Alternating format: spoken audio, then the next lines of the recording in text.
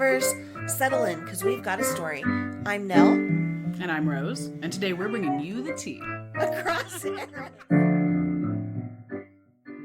All right.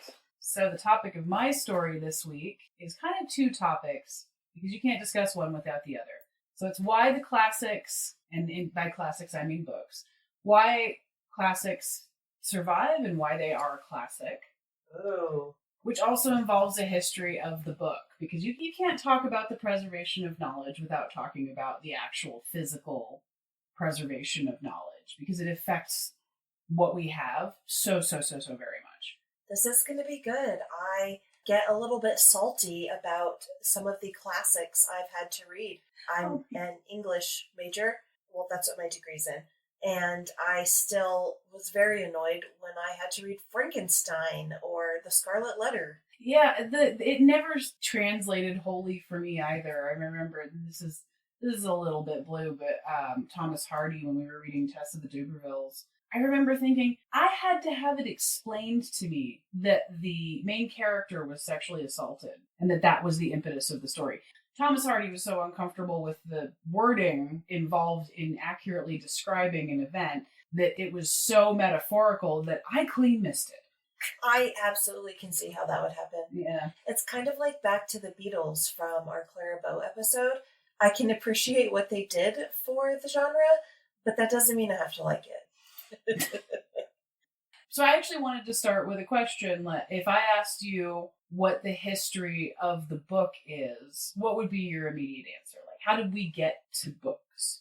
You mean like books in general, not just a particular book? Just as an object. Well, I know that, of course, oral tradition dates back to, the furthest in our knowledge. We also have discovered cave drawings. However, there came a period in time when rich people could afford to have things written down and or read them.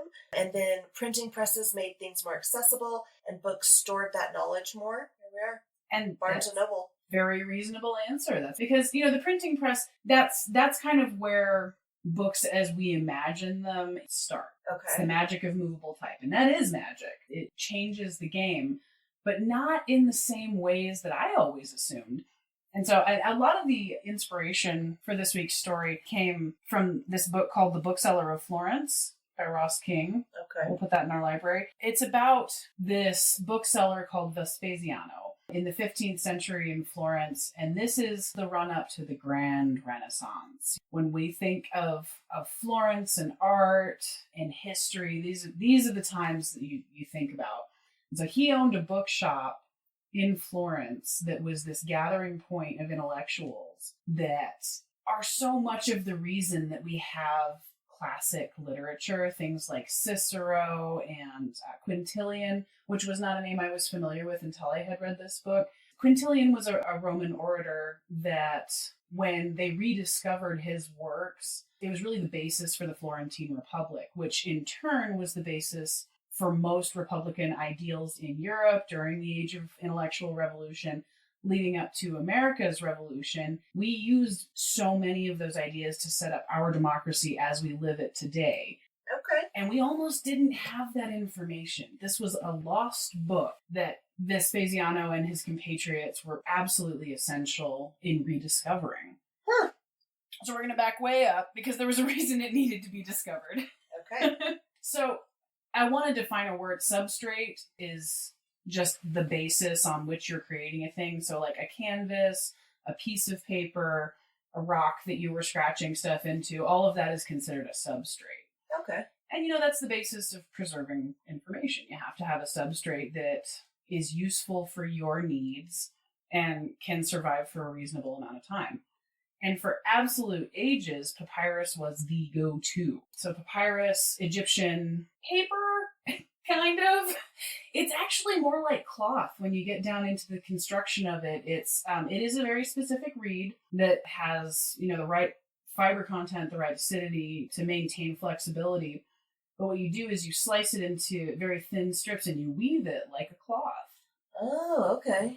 Then you dunk it in the Nile, which you hope is good and muddy that day, because that's actually the glue, which is wild. And then you dry it between weights, and then you actually scrape it down with a shell in order to get that nice flat writing surface. Wow. And so for most of antiquity, papyrus was the go-to. That's what you use. People were trading with Egypt. As long as Egypt existed, they were the traders. That's where the stuff comes from. Correct. The Greek word biblos, which you'd recognize from bibliography, bibliophile, that actually refers to the Phoenician port city of Byblos, which is where most papyrus was exported from. Oh, very interesting. So the substrate, and you see this over and over again, the substrate becomes the name of the thing that you're describing. Like liber actually describes in Latin the bark portion of the papyrus plant. Oh, okay. Which then turns into library and book in every language but English, because we're weird. Yeah, I love that. A sheet of papyrus, that's perfect. It's basically an A4 you're writing out your invoices on. And it was actually reasonably accessible. Anything that isn't necessary for living, like food, clothing, habitat, anything outside of that is always kind of going to be an elite activity for humans. So it does require extra disposable cash, but it's not correct. It's not so far outside of accessibility as it seems like it would be, at least for sheets of papyrus. Okay. But, when you're talking about things like a Plato or a quintillion, that's a lot of stacked sheets. So that's where the scroll comes in, where they're laminating the sheets together and rolling them up onto a large arm. And for a huge chunk of time, that was how we stored our books. So the library at Alexandria, that's all the shelves with the scrolls and everything. And interestingly, writing on animal skins did already exist. But it was kind of considered like, oh, you wrote on an animal skin? Are you okay? That's kind of gross. I heard your business wasn't doing all that well. Do you want some papyrus to take home? Okay. There's a story that might actually be apocryphal, and I think there was a good quote in this book about it that talked about why vellum, which is animal skin stretched out, dried, and scraped, yeah, I know, right? Kind of started to overtake papyrus. So sometime after 200 BC, one of the Ptolemies, usually identified as Epiphanes, banned the export of papyrus from Egypt in order to foil the ruler of Pergamum. So this was a merchant dispute between countries. This is it's grandstanding. And so one ruler outlaws papyrus in his fairly sizable realm. People still need to write things. And so vellum kind of starts to grab a little bit more hold.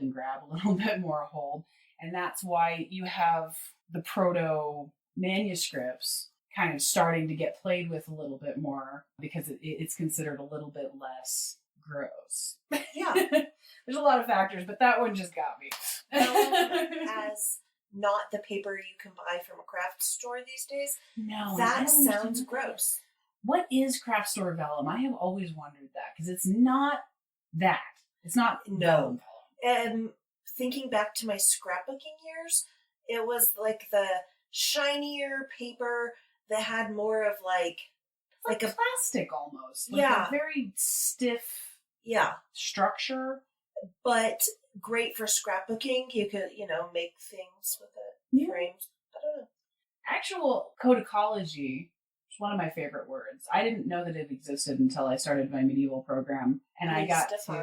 So codicology is the history of the book itself. The book is a physical object. So of scrolls, of how vellum is produced, of bindings, what inks are made out of. All of that is encompassed in codicology. Okay. And the year that I learned that word was best summer ever.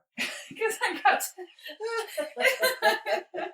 That's how I spent my free time. I got to take a seminar from the guy who literally wrote the book. Shout out to Tim Graham. I certainly have not checked on you recently, but hope you are still rocking, because that was the most amazing class. It was the history of the book. It was codicology, just kind of an introduction, but we got to see every piece of it. We got to see various stages of processed vellum.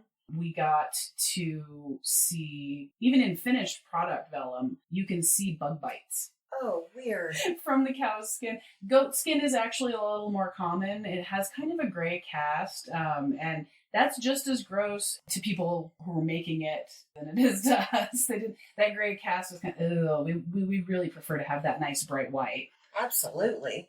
The very highest quality vellum is from a fetal calf. Oh my gosh. Yeah. Grody. But the things that you can see when you're looking at the actual physical object of a book is wild. Like they went out of their way to put the hair side of the vellum pages next to the hair side and then the inside next to the inside because there is a color difference. You can see the grain of where the hair was. That's so wild. I love the idea of this tiny little hole in the page of the Gospel of Mark is actually somebody's pet cow's bug bite from 600 years ago. And it still exists. That's so wild. I've seen, I don't know if I've seen vellum, but I saw papyrus at the British Museum. Mm-hmm. Yeah. It's wildly different than I thought it was. Yes. Yeah. Really, the failing of papyrus is just what it is. It doesn't have the same kind of lasting power. It's an organic material in the first place. It's fibrous. It's prone to breaking apart. It's really yummy to mice and bookworms. There's a lot of examples of really funny poems of great scholars like, and goddamn you mice. Makes sense. There's a really great picture of a scribe clearly had a cat that had stepped in the ink and wandered across the page. But the materials are so expensive. I can really well imagine, like, Right. So the longevity of papyrus being as short as it is already a problem. You also have civilization problems. Everybody's heard of the library at Alexandria being destroyed. Yeah. On one hand, that always makes me feel really sad because, I also like books quite a bit. But on the other hand, I'm like, whew, one less thing I was forced to read in high school. It's fair. Plato, we're very lucky to have his words, as we will find out over this story, but that doesn't make it undense. No. Even though things are worthwhile, sometimes they're a slog. And you have to have the passion behind it, or it's just Thomas Hardy. So yeah, civilization problems are absolutely making the low preservation quality of papyrus a much bigger problem. When you get to about the 4th century to just prior to the 5th century, this is the fall of Rome. This is the civilization that has extended farther than anyone else is collapsing. And the biggest problem with that is that they were a very functional society for quite a long time, but they forced their version of the structure onto every conquered property. So then when they themselves could not maintain that structure, the whole board gets cleared because everybody has started relying on these things like the roads and the aqueducts and all kinds of things that they wouldn't necessarily have needed had their society just grown and evolved as an unconquered property. Mm-hmm, mm-hmm. But so the fall of Rome, it just has giant consequences. This huge portion of the map, anybody who can flee is fleeing, and they're taking their favorite book. Where are they going? A lot of the Germanic territories. Okay. The northern edge of the map of Europe becomes the safe-ish zone. Okay. Because nobody wants to travel that far, and there are a lot of hostile Gaulish tribes in between Rome and them. Yeah.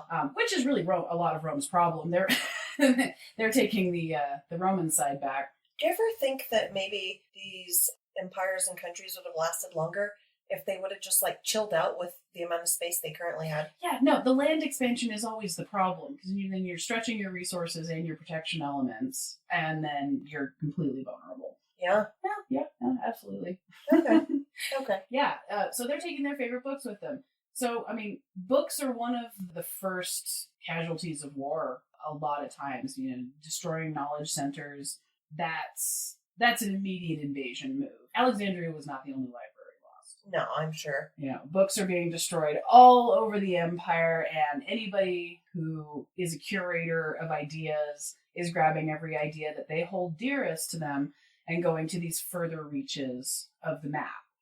And so all of these papyrus scrolls end up in places like Germany, Ireland, wow, Northern England, and there's a lot of stories of finding these caches that monasteries that they're housed in didn't even know were there. Oh, I'm sure. But did know were there and didn't give a crap. There's a lot of opinions flying around about whether or not a Christian scholar should study those pagan writers. And, there's people on both sides of that argument throughout the fall of Rome.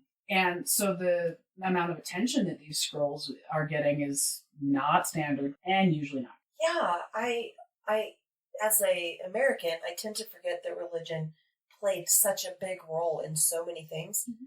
I do tend to forget. I'm like, oh yeah, religion shaped a lot of stuff. Wow. Mhm. We honestly got manuscripts and codices the way that we know them because of Christianity, because they embraced the vellum manuscript style. Okay. Yeah, and so they're called codices a lot of times, and so those existed primarily because Christian scholars were evolving that format. So you have already this giant knowledge base of the ancient world getting shrunk down to whatever individuals decided were important and what they could carry and what they didn't get robbed for. Yeah. So that has already slashed the classical knowledge that's available to just a pinhole. And then you have what a lot of people consider the Dark Ages. It's I hate that phrase.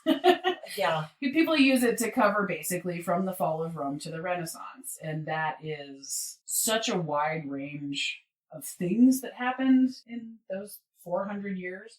This is basically considered 1000 to 1400. Yeah. I mean, there were times like the 14th century, not a good one. You know, we have the Little Ice Age.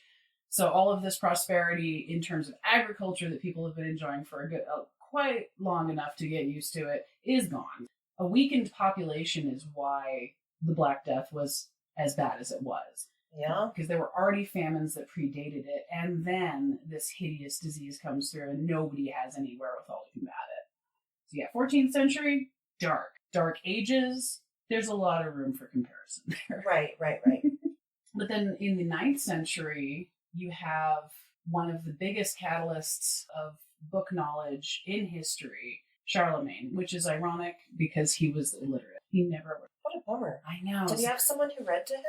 Yes, actually, I mean, I'm sure he had a servant and just like flip his pages. There's a story about him having a slate under his bed because he spent his whole life trying to learn his letters. So yeah, so he was Holy Roman Emperor, the first Holy Roman Emperor. His empire is centered in Germany, but he had vast amounts of territory. And so he brought in an English scholar named Alcuin. So Alcuin was a scholar from northern England that he was a preserver of books, he was a preserver of knowledge, he was so many other things beside. But so Charlemagne brings him over to the German court because he wants to preserve knowledge. And he starts this giant campaign of manuscript copying. And manuscript copying had been happening, but it was really just very cloistered in the monasteries. Mm-hmm. And at that point, that's up to the scribe and whoever the scribe answers to decide what's getting copied. And so that's pretty scattershot. You know, you might have a Plato and an Aristotle scroll that happen to have landed in your monastery, and which one you spend the next 7 years of your life copying onto cowskin kind of is up to the person that's paying for the monastery. Oh my gosh. So we've shrunk that knowledge again. But so Charlemagne, he embarks on this huge campaign to transfer knowledge from papyrus to vellum. It's a very, very important preservation step because a vellum manuscript, that can last 1,000 years. Wow. Did they know that at that time?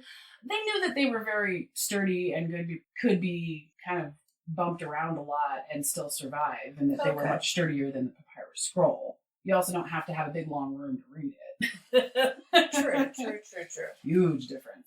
Yeah, and so we start getting a lot more copies of things in a more preservable format.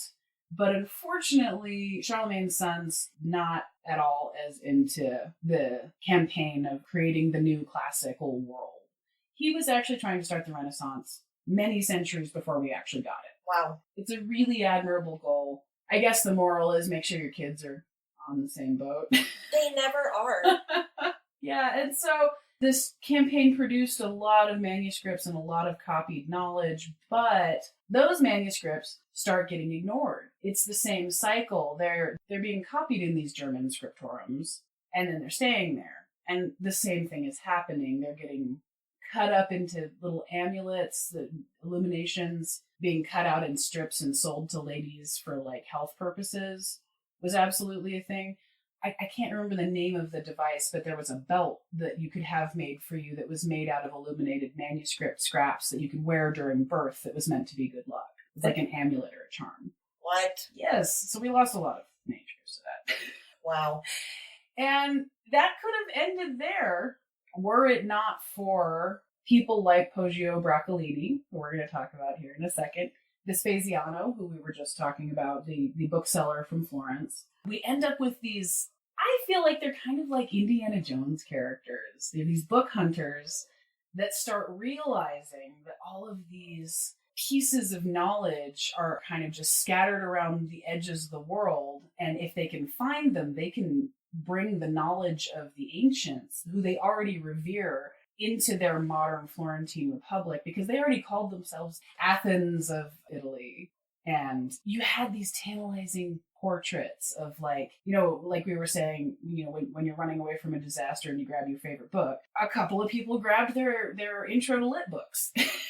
And so we have things like, there's a book called Attic Nights by a Roman scholar named Aulus Gellius. It's basically the intro to lit book. It references all of these books that, if you want to learn about farming, here's a fun little quote from this guy that was an expert on farming techniques by his book here. It's like a catalog. It was something that you could sit in your attic on a rainy night and say, I wonder. Is there any reason why you would do it in your attic and not in the living room? I think it's probably like that artist in the garret sort of imagery. That's a pretty old concept. Like, you're hiding up at the tip top of the house and you're cozied up. Okay. I think it's meant to be like that night feeling sort of imagery. Okay, so they didn't really have haunted attics back then? I'm not sure they did. Okay. But yeah, if I wanted to learn about rhetoric, here's a really great quote from Quintilian. And so this book, Attic Nights, and many like it, survived, but the books that they were referring to were missing. Oh. And so they have all these little clips of things that they think would be really interesting, informative, or in service to their republic. They were very patriotic. That's interesting, because it's hard to imagine with, like, the technology that we have, it's hard to imagine a loss of knowledge. But then I think, okay, no, it was a loss of how previous people maybe did some things, and maybe we've lost a lot of knowing how they figured things out. I think it goes beyond the process. Like, humans learn best by trial and error. But if you have a record of all the trial and errors that came before you, the things that you can achieve are much, much higher than if you just came to it with your lizard brain. Absolutely. And that's why these things are important. It's not just, wow, these guys were really cool and they're my heroes. It's no, they actually can give you practicalities that you can then build on to have the kind of knowledge bases that we have today. Weird. It sounds like scientific research. Yeah. So there were a lot of really worthwhile scholars and individuals working in Florence at this particular time that are really well worth talking about. But we only know about them because of kind of a similar situation, because Vespasiano, the bookseller, he ran the cafe that all the smartest people in the city came to every morning and bought their used copy of this and ordered their new copy of this. But also it kind of acts like a carpenter's shop because book construction is still really physical. And so you have like the saws going off, the smell of the tanner down the street that they're making vellum for you. And it's just this very metropolitan kind of idea. And so Vespasiano wrote a book with a bunch of little short biographies of all the people that came through his shop. And unless people are gigantic glowing lights, they're not names that we remember centuries later. That's just the nature of history and humanity. We only know Machiavelli because we're a little bit worried about him. I thought it was because of Tupac. Just kidding. The names that survive, again, it's a dartboard as to why we remember them. But we have to remember, for every name that survives, there are 5 that were just as influential that for a variety of reasons we just don't know. Just through natural history process. Do you remember when we had that fun discussion about when I was like, why are you keeping these books? Were they like from Iceland or something? And it was maps, and I'm like, you can Google this. And you were like, no, what if I can't? In my mind, I'm like, what do you mean, what if you can't? It's more tenuous than you would think. I know that it presents as a hoarder instinct, and you're not wrong. No. But when I come across textbooks, I always think about things like this. Like, if the zombie invasion happened and all of the lights went out and we had no internet, we're going to have the Anglo-Saxon Chronicle in this house, damn it. Right. And I'm like, I don't know how to turn my stove on. Yeah, it's a little of both, you know. It's my instinctual, like, no, that's important. Somebody's I love gonna need that someday. Makes a lot of sense. So Vespasiano, he wrote little biographies of all of these people that he had encountered and either met glancingly or worked very closely with in his lifetime. And that book was lost for quite a long time and then rediscovered. And his whole story, that's a lot of what the Bookseller of Florence covers. I really highly recommend it. The short version is we learned so much more about Vespasiano and his role in distributing books. And I have to say, Florence, it was such a literate population. It was a really golden age for trying things, for seeing what people would buy, because you have almost a whole city that will actually read it. That's so cool. But so not only do we have his story, we have the stories of all of these side characters that were really just as important in the rediscovery of all of these manuscripts. Where was his book when it was lost? Where did it turn up? Vespasiano? So I'm actually going to quote the Bookseller of Florence. Burckhardt was a Swiss professor of history who had spent the winter of 1847 and 1848 in Rome. While he was there, he read a book published from an old manuscript recently discovered by an Italian cardinal in the Vatican Library, and first printed in 1839 as Vitae Vittorum Illustrorum, or The Lives of 103 Illustrious Men. Oh. So the author is Vespasiano of Florence, who in 1839 nobody knew anything about. And so this guy, Burckhardt, he reads all of these illustrious men's biographies, realizes that there are so many stories in there, and starts going on a personal mission to start that research. And so interest in the names of these people rose so much because of, again, what one guy walked into the Vatican Library and went, well, that just looks interesting. Pulled it out, published it for this scholar to find his passion. Wow. Yeah. So I read a lot of things that are currently on the bookshelf in the young adult section at a bookstore, but I do have a lot of references of bookmaking from TV shows. So I'm attempting again to watch Vikings Valhalla. But remember, in Vikings, Athelstan, in his flashbacks, was it, where he was translating or copying manuscripts? Yeah, and coloring them in? That's him working in a scriptorium. They did really good work in those scenes, just portraying the actual making of a manuscript. Mm-hmm. I think one of the more surprising things to me when I started learning about it was that it's writing on vellum is a two-handed activity. What? Because the vellum has a tendency to sort of bubble up and move a little bit. You have a penknife, which is not just for sharpening your quills, although it's very useful for that. But you're using your penknife to hold the sheet down, as your other hand uses your goose or raven feather quill to fill in blank. That's wild. And remember when you found that box of like calligraphy pen tips? Mm-hmm. That was so hard for me. I tried like 10 times and then I'm all, I don't know how anybody ever did this. I quit. Just even holding your hand at the correct angle the whole time to create the correct minim width.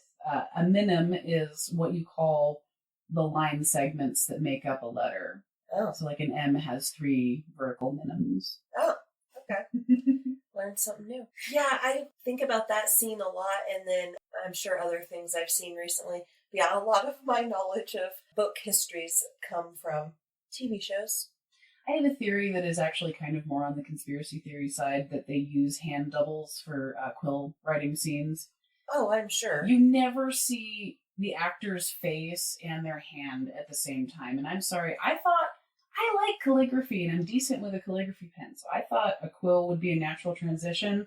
Turns out I can make a darn good quill. I can't write with them. It seems pretty difficult. I mean, it's really hard. Calligraphers get a huge wage. Mm. If you want someone to hand write your, like, say, wedding invitations. Oh my goodness, yes. Super expensive. I can't even imagine a quill. Quill making itself is such an interesting process. I at least in modern terms, if you're making your own quills, you heat up a tray of alum. Just go to the grocery store and buy some alum. Yep, tray's worth. You heat it up, plunge your feathers into the hot alum, and it sucks the core of the feather out, and that's how you get a hollow feather. Okay. See, this is where I'm building on the knowledge base of people who poked it and made it work before me, so that I can then not fully understand that process, but try something that builds upon that. Right. Before you judge me, that's the exact same thing as using a computer. Just take yours apart and see how it goes. No. Mm-hmm. Well, I mean, it's probably, it wasn't just one day someone was like, I wonder what happens when I stick my duck's feather in a tray full of heated alum. There were things that happened around all of that. Like, one day someone heated alum and realized it did something weird. And someone else was like, if only I could hollow this feather out, I could write. I love the Clan of the Cave Bear series for that, because she does these sort of like big Sharpie stroke sketches of those moments where, like, they'll travel to somebody else's camp and they'll have this weird fat conglomeration thing that they use for their washing, and it gets things very, very clean. Because one day Grog over there accidentally kicked over a bowl of fat he was heating and decided, screw it, I'm mad at the world and I'm not going to clean that up. And then the next morning there was this foam that cleaned things. I haven't read Clan of the Cave Bear, but I thought people only read it because it was super spicy. I mean, that's a separate point in its favor. That is also fun. But oh. I love those little vignettes of, like, because of course there were 80 billion steps before people went, fat plus ash equals soap. Yeah. But she distills it down into this one discovery moment so that you can see that process a little bit. And That's fun. I think it's fun. That's probably like so much of what's been lost to history. That's why we have scientific journals now. We try not to lose it. But like we were saying earlier, we don't have the same solidity of knowledge preservation that we assume we do. We all think, once you put it on the internet, it's forever. That's true in a sense, but if you'd like it to stay there forever, there are real steps that you have to take. There is still a process, and someone still has to make the conscious decision to say, I wish to preserve that. True. Even when you're talking about an AI sense, like things like the Wayback Machine, where that does use artificial intelligence to just pan the internet, take a picture of what it looked like that day, and then save it for posterity. That still only exists because someone's paying for the servers. That's so true. The cloud isn't actually a cloud. It's not. It's some guy's basement at least 5 minutes a year. And I mean, the cloud's only as good as being able to access the cloud. Exactly. Wow. We are not as solid as we believe ourselves. Isn't that weird? Like, people used to have to make their own paper to write a book, and now I just Google it. And Vespasiano's shop existed in a really kind of similar transitional space. He was the height of manuscript making in its Ethelstan-esque form, where you are using your penknife to write it out, you are drawing out your illustrations and painting them afterward, and then putting the gold leaf over them. You're not just employing scribes, you're employing illustrators, you're employing carpenters, you're employing tanners. It takes a village to make a book. There are so many people involved, but we're getting right up to the point where the printing press is a factor. Mm-hmm. And so that's going to start changing how all of these processes were done. Not in as quick a way as one would think. I think the Gutenberg Bible always gets kind of like flung out as like, and then we had print. There was a lot in between those two things, because the printing press was really interesting, but you still had to have people that were either trained or trainable in a pretty complicated process. Like, if you've ever seen a movable type kind of flat press like a Gutenberg press, you're putting together entire texts in mirror image, one letter at a time, on a tiny little bar that you're then sliding into the machine, tipping into place, and then going up to your next line. So you're unlikely to ever be able to really read what you're lining up. And so you really need to know how to read your directions, how to put everything together. It's actually a pretty specialized craft. Wow. And it actually ended up staying in the monasteries a little bit. because you have these people that are already highly educated and trained. Well, remember, again, with my TV show knowledge and The Great, when Catherine's like, I need a printing press, and she gets one, and they just like printed. print jokes about King every night. Yeah. Wow. Yeah. That's why it's a sometimes true story. Yeah, well, that probably didn't happen now that I think of it. Well, because it gets presented as magic. You have printing press, then you have dissemination. There are steps in between. And so the Ripley press, I think, is my favorite example of the people that were really kind of trying to take advantage of the new technology, failing for the most part. The Ripley press was a nunnery, actually. They had female printers. Okay. That they had very strict rules to make sure that they were not exposed to any lascivious material, which may or may not have actually been enforced, but they're written down, so we know about them. Okay. But they had the highly specialized skills. So this merchant creates the Ripley press in conjunction with this nunnery, and they start putting out books, and nobody's buying them. And they're not just not buying them, they're making jokes about how absolutely crap the printing is. There's documentation of the poor guy paying his rent with several copies. Buying a book at this point in time, which is 1450s, it's still like buying a car. It's accessible, but you're really thinking about that purchase.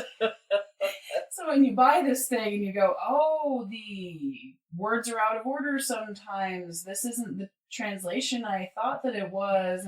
And he had several instances where he had this giant run of books that he couldn't do crap with. And then he gets down to the point where he's paying his butcher with copies of the book. And the butcher's like, no. And the butcher's telling him no. Wow. But in the midst of all of this, he gets contracted for the biggest deal of his life, which is Plato's Discourses. He was one of the ones that showed up in the Intro to Lit books. You know, he's in Attic Nights. Like, this is the very best of Plato's books, and no one's ever seen it. But so then they find the full Discourses. Oh. Through one of these Indiana Jones missions. But the Discourses are actually found, and they're in Greek. Oh. Well, was Greek. it Plato Greek? Yeah. Oh, yeah, that makes sense. Yes. Finding a Greek translator at this point in time is hell on wheels, because the Greek Orthodox Church doesn't like sending its scholars over to its Babylon sister Rome. Ew.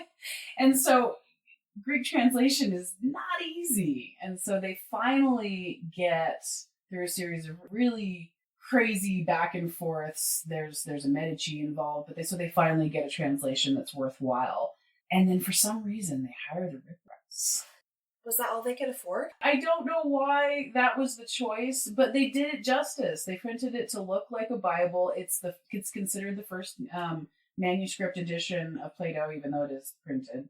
It's still vellum. It's still in the script style that was very popular at that time. Was really inspired by what's called insular shapes, which means it came from like Ireland or England or Scotland. And I think that's a cool little loop, because it connects back to Alcuin going to Charlemagne's court. You're grabbing a little bit of this piece of information and useful intellectualism from these far-flung islands and bringing them into what you consider more central civilization. And they're doing it again, but with their letter forms. Wow. That is very cool. Yeah. And so that's why we have Plato. That's why so many of the classics that we have today were different versions of that story, where a scholar said, I read about this guy and I think he's got amazing ideas. So I sent my buddy here to the Abbey of St. Gall to comb through spiderwebs, and he found him. And he's bringing him back. And then I found guy number 3 who speaks Greek, and he will translate it. And then I found guy number 4 who's going to illustrate it. And then I found guy number 5 that owns a press that's run by nuns. And we're getting a book, guys. So So when you find Plato's works in Greek, how do you know? You have some rudimentary knowledge of Greek. Like, when I say that it was very, very hard to find Greek translators, it's not that people didn't speak Greek. It's not that it still wasn't an intellectual language. I kind of liken Greek at that point to what Latin is to us today. Like, it's still like, oh, that's a scholarly language, but it's still mostly on our cosmetics ingredient lists. So when the printing press became a little more accessible, and I don't know if it became easier to use or not. But eventually, we get to the point in history where books are almost like they go from like being something the rich and powerful had to then like if you're elite, you're not going to be reading a book. Like you're going to fill your mind with all of that. I'm rewatching Bridgerton. I know that's not your jam. I want to convince you one day, but so in the first season, Penelope is reading a book and her mom's like, Penelope, put that book away. Your thoughts will all get muddled. There is a fairly big tradition of back and forth between like filling your head with the thoughts of others versus creating your own thoughts, basically. If you experience no one else's thoughts, your own thoughts are really going to be boring. That is absolute truth. That pops up in every age, every single generation of very hardline conservative. And when I say conservative, I mean just very hardcore in whatever belief they're pushing forward. There's always people writing, follow God and fill your head with nothing else. And then the counterpoint of learn about the world, God gave it to us. And that's a debate people have been having with themselves for centuries, just for different purported reasons. It all boils back down to, are you living for yourself or are you living for our religion? Wild. And that being a good or a bad thing entirely depends on who's talking. So, okay, last thing. When did we move away from vellum and what replaced it? Vellum was eventually replaced by paper for fairly obvious reasons. If you want a whole book, you need a whole herd of cows. So it's very expensive. It was a little bit similar to the papyrus to vellum switchover. Paper was considered kind of cheap, kind of crappy. Well, if you can't afford the whole herd of cows, fine, we'll make you some wood pulp. But again, that availability issue always trumps everything else. Yeah. And so qualities of paper were described at least partially based on where they were made. Because you could have like amphitheater paper, which was kind of on the cheaper side. But in order to flatter nobility, the highest grades were called Augustin, after the emperor. And the second highest grade was called Livia, which is his wife. Wow.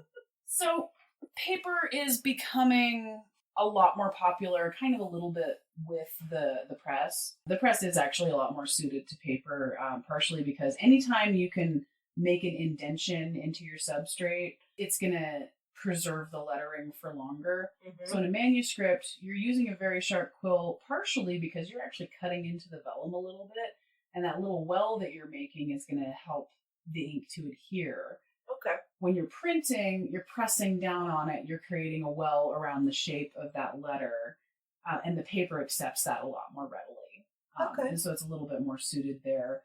After that, it's just kind of a long, slow slide. Vellum becomes the stuff of legal papers, which is still a thing. There are still vellum scrolls being created today for, say, like British Parliament.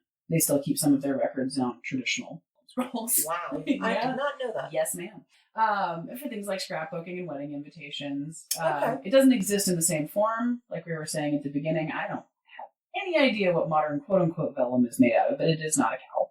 That's good. So that was the story of the book. Don't forget to like and subscribe and leave us a rating or a review while you're at it. Well, we'll see you guys next time. Bye. Bye.